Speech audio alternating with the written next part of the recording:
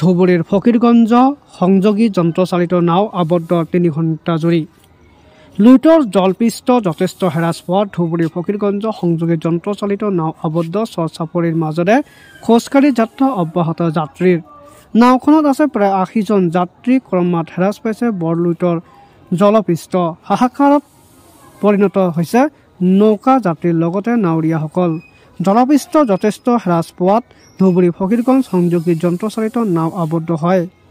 চাপৰিৰ মাজেৰে খোজকাঢ়ি যাত্ৰা অব্যাহত ৰাখিছে যাত্ৰীসকলে।